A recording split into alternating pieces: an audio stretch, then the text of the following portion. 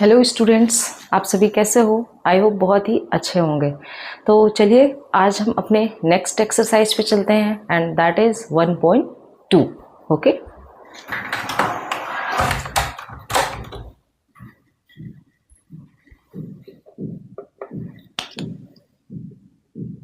One point two.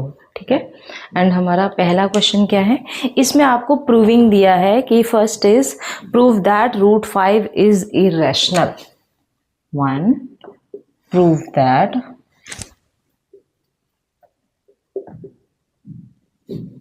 Under root 5 is irrational. अब बताइए, इसे हमें इरेशनल प्रूव करना है। ठीक है, तो इसको हम कैसे सॉल्व करेंगे? तो पहले हमें क्या करना होगा, इसे ये कंट्राडिक्शन करना होगा किसका? रेशनल का। ठीक है, तो आप पहले रेशनल प्रूफ करोगे और रेशनल प्रूफ करने के लिए क्या करना होता है आपको? अंडर रूट 5 को आप मतलब कि रेशनल नंबर्स वो होते हैं नंबर्स जो जिन्हें आप p अपॉन क्यू के फॉर्म में लिख सकते हो, where p does not equal to 0। बस तभी आप क्या कर सकते हो, रेशनल प्रूव हो जाएगा। और जब ये रेशनल प्रूव हो जाएगा तो फिर आप उसका कंट्राडिक्शन करके इसको रूट 5 को इरेशनल प्रूव कर दोगे। ओके, तो चलिए अब हम लोग स्टार्ट करते हैं। तो क्या करेंगे, let root 5 is a rational number. ठीक है, अब जब रेशनल नंबर है तो इसके लिए आपको क्या करना होगा, टू को प्राइम नंबर्स भी होने चाहिए, इंटीजर्स। ठीक है, तो चलिए करते हैं। तो यहां पर आप क्या करोगे, वी कैन फाइंड टू को prime integers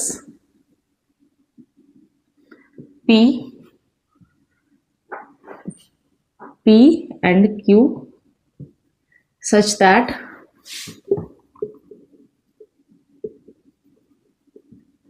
q does not equal to 0।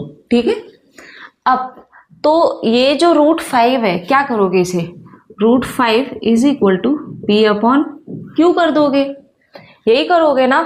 अब तो p इज इक्वल टू क्या हो जाएगा, q रूट 5 हो जाएगा ना।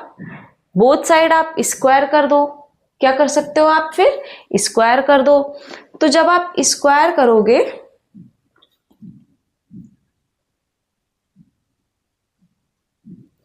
अब देखो, ये जो p और q है, ठीक है, इनका क्या होना चाहिए, एक कॉमन फैक्टर भी होगा, है ना।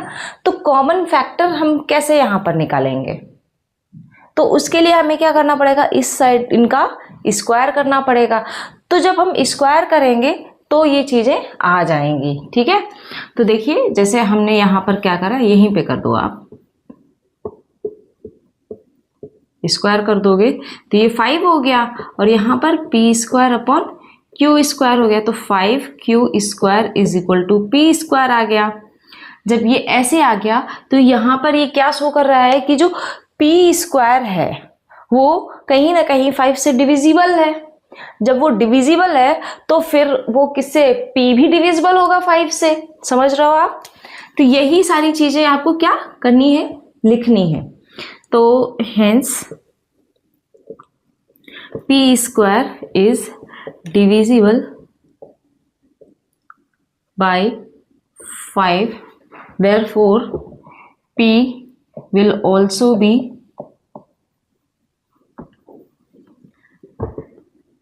divisible by 5। ठीक है, अब यहां तक तो पहले आपको समझ आया। चलिए फिर आगे देखते हैं।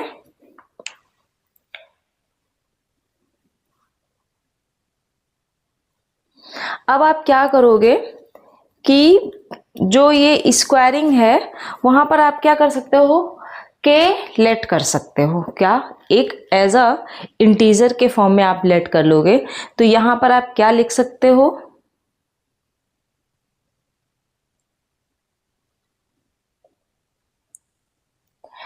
देखो आप क्या लेट कर लो कि p इज इक्वल टू क्या हो गया यहां पर 5k।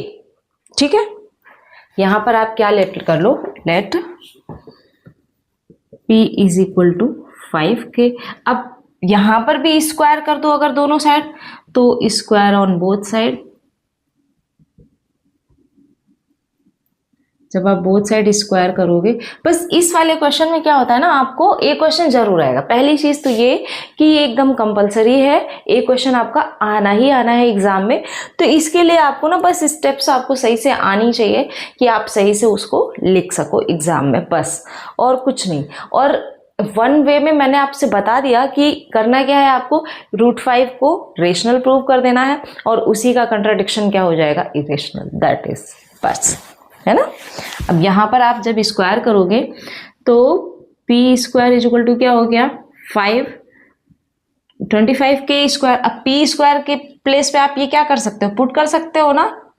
तो क्या आ जाएगा यहाँ पर, तो 5q² is equal to 25k²। ये से ये कैंसिल हो गया, तो क्या आ गया यहाँ पर, q² is equal to 5k²। k क्या हो गया यहाँ पर, हमने एक इंटीजर लिया था ना। बस पहले इतना आप नोट कर लीजिए, फिर हम स्टेप वाइज लिखते हैं।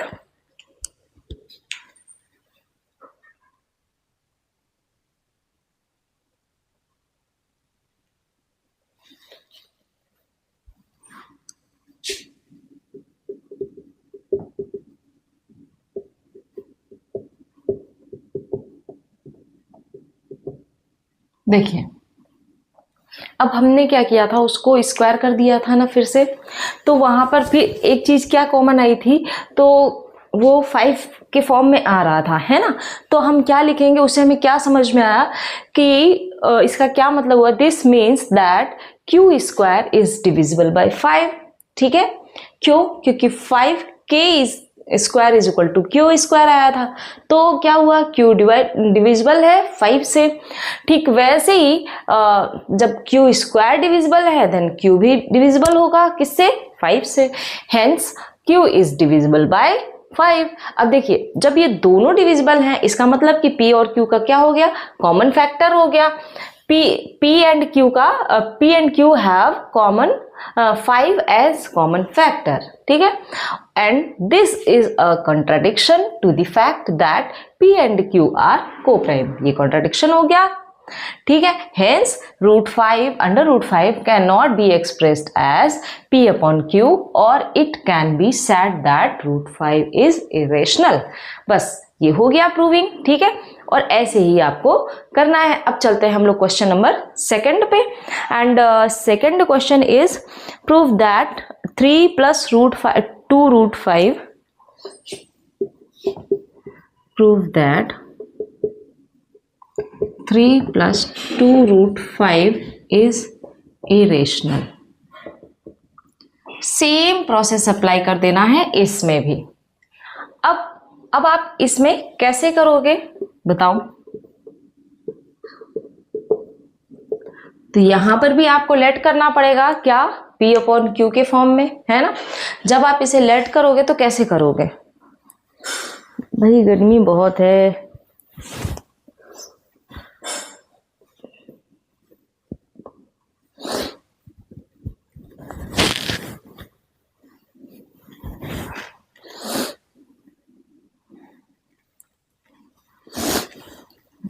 अब देखो यहां पर भी आप क्या करोगे कि let 3 + 2√5 is a rational number, ठीक है।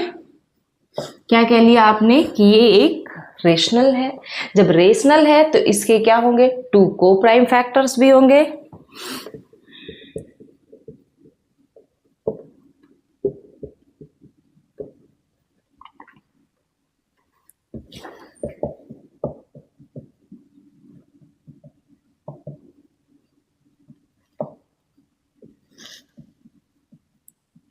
ठीक है, हमने क्या ले लिया कि अब की बार a और b है इसके 2 कोप्राइम इंटीजर्स, जहां पर b क्या है, डज नॉट इक्वल टू 0। यहां तक समझ में आया। चलिए अब आगे देखते हैं। अब देखिए जब आपने ये लेट कर लिया है तो इसका क्या मतलब हुआ कि 3 + 2√5 is equal to a upon b, यही तो होगा ना। अब इसको क्या करोगे आप, उधर ले जाओ ट्रांसफर करके, तो यहां पर क्या आ जाएगा 3 माइनस ए अपॉन बी, नहीं यहां पर जाएगा माइनस में -3, ठीक है। अब ये 2 भी जाएगा तो √5 इज इक्वल टू 1/2 करके a अपॉन बी -3 कर दो। इतनी बात समझ में आई यहां तक। अब क्या करोगे, सारा खेल यहीं से, ये √5 आ गया ना, जैसे यहां पर प्रूविंग करी थी वैसे ही इसको भी कर दोगे। अब क्या लिखोगे कि यहां पर जो a अपॉन बी है ना, डिविजिबल हो जाएगा किससे, a अपॉन बी क्या होगा, इसके कॉमन इंटीजर्स आ जाएंगे, कॉमन फैक्टर्स आ जाएंगे। तो आप कह सकते हो कि ये क्या हो गया, एक रेशनल नंबर हो गया। जब ये रेशनल नंबर हो गया तो क्या, इसका कॉन्ट्राडिक्शन हो गया। बस यहाँ पर इसे आपको ऐसे प्रूफ करना है। चलिए अगले क्वेश्चन पे चलते हैं आप।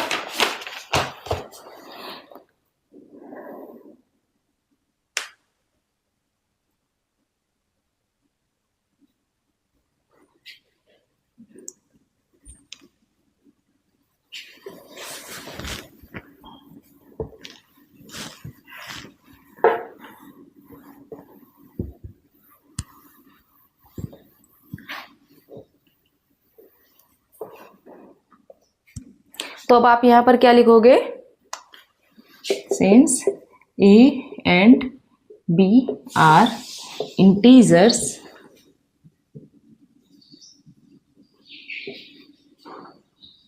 (1/2 a अपॉन b -3), यही तो था ना, आई थिंक यही था, है ना। इसका क्या हो गया, ये भी हो गया एक rational number,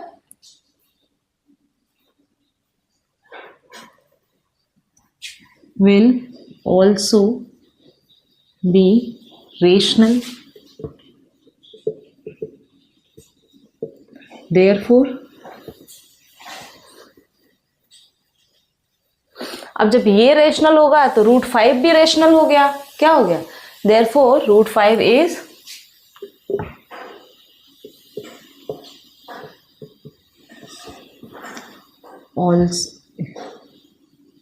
is rational number.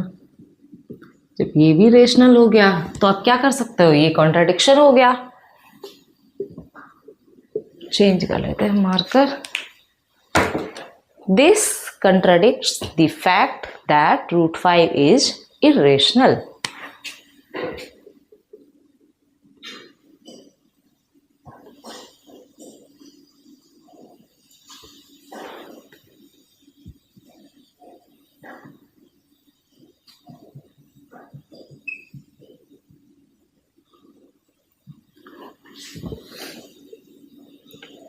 Hence क्या लिखोगे, जो आपकी एजम्पशन थी वो क्या हो गई, रॉन्ग हो गई ना। Hence our assumption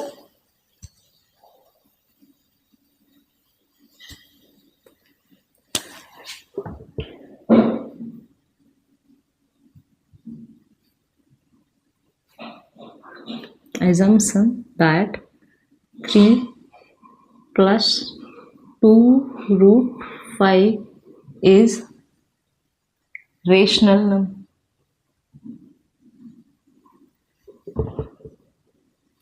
is false,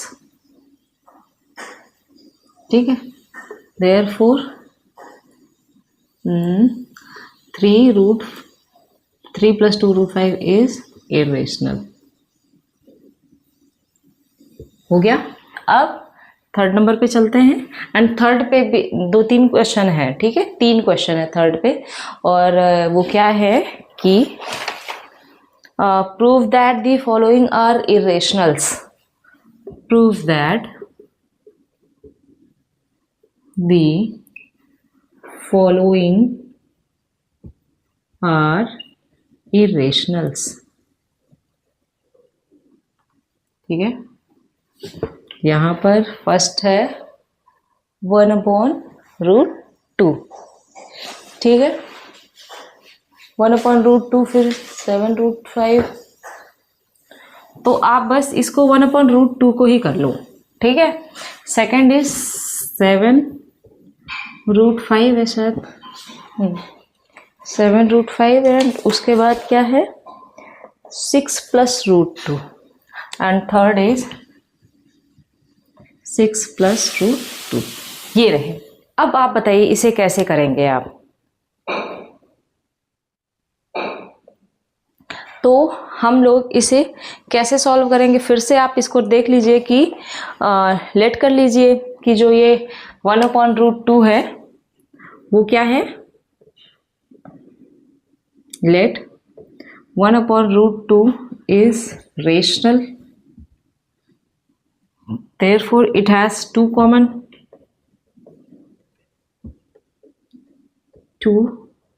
co-prime integers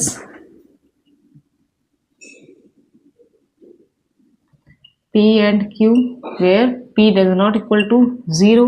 ठीक है, तो 1/√2 इज इक्वल टू p/q हो गया ना। अब आप इसे क्या करोगे, तो √2 इज इक्वल टू q/p कर सकते हो, कर दिया। अब स्क्वायर कर दो बोथ साइड,